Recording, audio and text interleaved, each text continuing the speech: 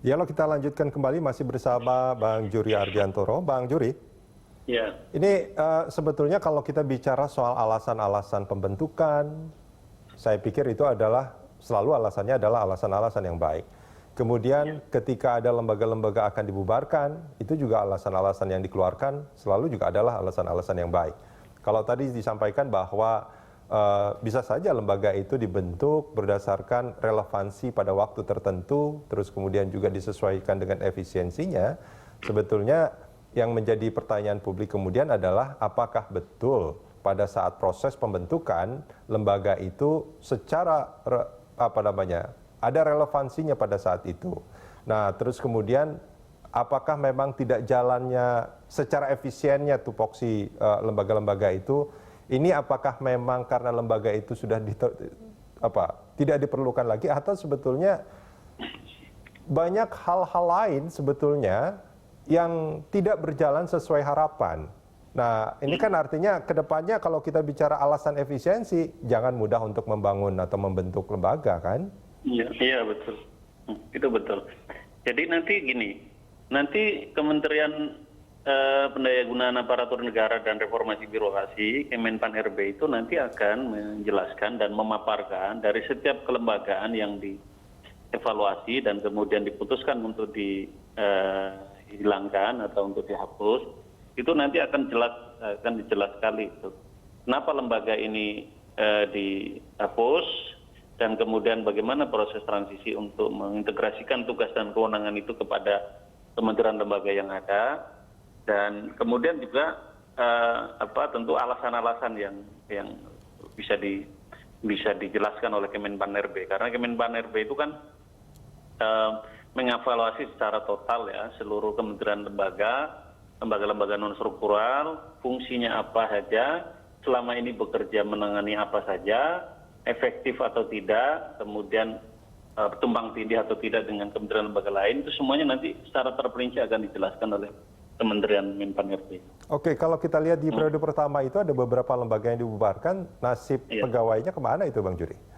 Ya tentu bagi pegawai negeri sipil kan tentu ada mekanisme untuk menempatkan ke kementerian lembaga yang relevan ya. Sementara kan ada banyak lembaga juga yang meng-hire atau melibatkan pegawai non PNS. Jadi saya kira itu ada mekanismenya yang sudah baku di internal kementerian lembaga. Oke. Nah, kalau kita lihat kan 2014 itu ada 10 lembaga non struktural yang dihapus. Ya. 2015 ada 2, 2016 ada 9. Jadi memang sudah banyak. 2017 ada 2. Jadi, itu lembaga-lembaga yang dibentuk sebelum pemerintahan Pak Jokowi kan? Iya, kalau dibubarkan 2000, ya tentu. Ya, betul. Maksud saya, apakah ada lembaga yang juga dibentuk oleh pemerintahan Pak Jokowi di periode pertama yang juga saat ini akan dibubarkan? Belum ada rencana, belum. Badan Restorasi Gambut? Iya, artinya kan belum ada kejadian atau belum ada keputusan ya mana yang harus dibubarkan. Oke, baik. Nah ini ke depan ini akan seperti apa sebetulnya? Kalau lembaga-lembaga, pembentukan lembaga itu pasti akan sangat mungkin terjadi ya. Tapi bagaimana untuk memastikan bahwa lembaga itu relevansi, terus kemudian tupoksi dan tujuannya itu betul-betul bisa seperti yang diharapkan rakyat sebetulnya? Gimana Bang Juri? Apa yang harus dilakukan?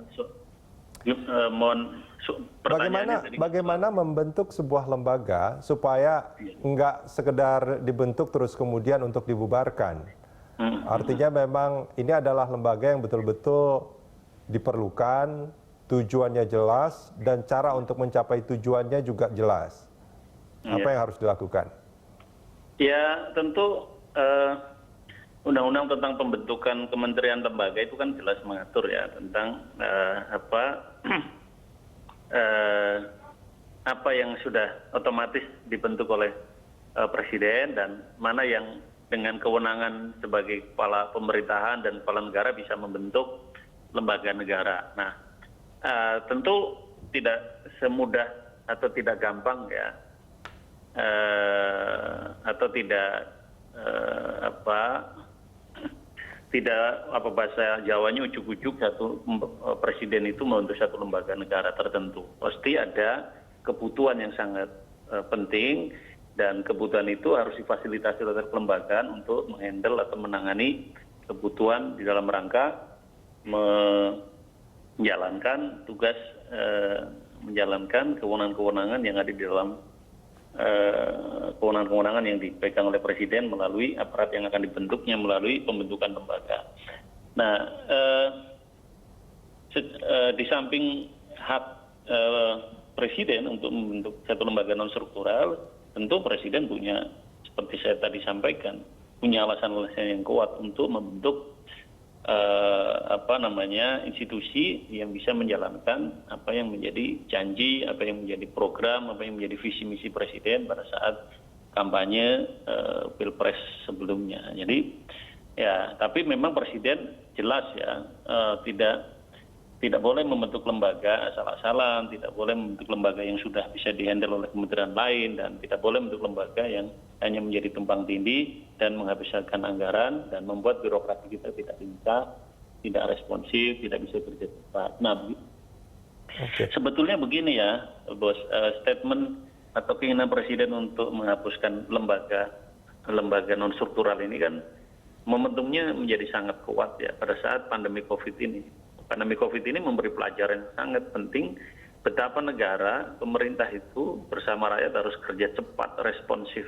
Kalau terlalu banyak lembaga yang mengurusi satu hal yang sama, itu prosesnya akan panjang dan tidak responsif.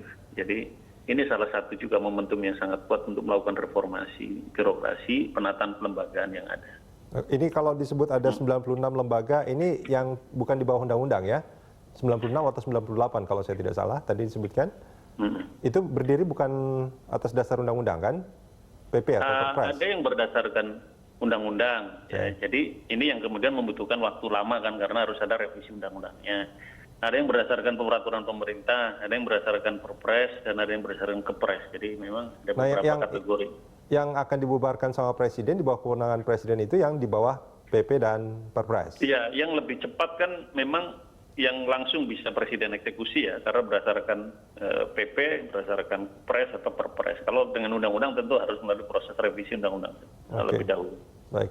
Nah ini kalau kita bicara soal lembaga-lembaga ini memang sayang hanya beberapa yang dicontohkan ya. Entah ini contoh ini artinya sebetulnya kalau presiden bilang sudah ada 18, mestinya sudah ada nama-nama lembaganya kan ya Bang Juri ya? Oke, kalau ketika Pak Muldoko menyampaikan contohnya, saya pikir yang dicontohkan itu termasuk di dalam 18 itu. Begitu nggak saya membacanya? Atau salah? Ya, nanti kita tunggu saja. Oke, baik. Pak Muldoko pasti punya informasi yang sangat kuat sebagai orang ring satunya Pak Presiden. Oke, baik. Kalau kita bicara soal contoh-contohnya, kan gini, kita bicara soal yang disebut misalkan komisi soal lansia. Saya pikir ini dibentuk pada saat itu pun dengan alasan yang kuat, bukan? Ya. Tapi, ya, nah apakah secara relevansi sekarang ini sudah tidak diperlukan? Ya, karena memang bisa dihandle oleh, bisa dikerjakan, bisa dieksekusi oleh kementerian lembaga yang ada. Kementerian Sosial misalkan gitu. Kementerian Sosial, Kementerian Nah, kalau kita bicara betul. Kalau kita bicara soal Kementerian Sosial, bahkan juga mungkin Kemenkes juga termasuk di sana. Kita tahu ini juga adalah dua kementerian yang disinggung oleh Presiden karena kinerja penyerapan anggarannya juga sebetulnya bermasalah, bukan? Ya, penyerapan anggarannya tidak sesuai ekspektasi Presiden. Betul.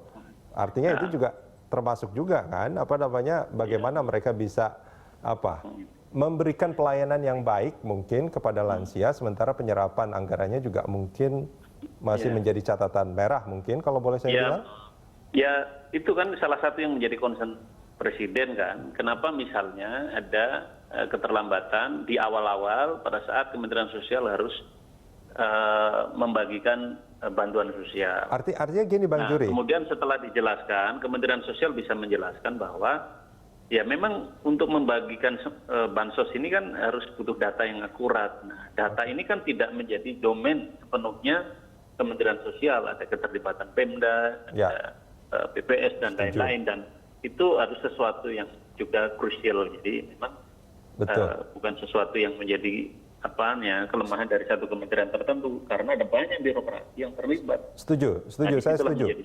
Saya setuju. Cuman itu dia permasalahannya. Ketika sebuah lembaga dibubarkan, padahal tupoksinya itu masih sangat dipentingkan, masih secara waktu masih sangat relevan, kemudian itu dibubarkan dan dimasukkan ke dalam kementerian, sementara kementerian itu dalam tanda kutip sebetulnya mungkin bukan kementerian yang bermasalah karena terkait dengan banyak lembaga lain, tapi dia belum efisien dalam melaksanakan tupoksinya. Bukankah itu akan menjadi beban tersendiri? Beban tambahan bahkan? Enggak juga. Itu mungkin persepsi kita ya. Oke. Tapi kajian tentu akan menjelaskan secara jelas mengenai alasan-alasan yang pas. Oke, sayang sekali memang ini Presiden masih menyembunyikan 18 lembaganya, termasuk Pak Muldoko mungkin juga masih belum ini ya. Presiden saja masih menyembunyikan, apalagi deputi kan. Oke, tapi intinya sebetulnya itu yang kita harapkan, Bang Juri. Pembentukan lembaga ini bukan hanya soal relevansinya, tapi juga soal efisiensinya, bagaimana tupoksinya itu bisa sesuai dengan harapan. Karena saya pikir kalau misalkan disampaikan, misalkan Pak Muldoko menyampaikan, ini ada komisi lansia misalkan, nggak pernah dengar kan? Kan ada memang badan-badan yang bekerja dalam keadaan dalam tanda kutip senyap. Publik nggak perlu tahu, tapi apa yang dilakukannya itu bisa dirasakan, kan begitu kan? Iya, bisa juga. Baik, Bang Juri. Terima kasih sudah bergabung bersama kami di pagi hari ini, Bang Juri. Iya, sama-sama. Terima kasih.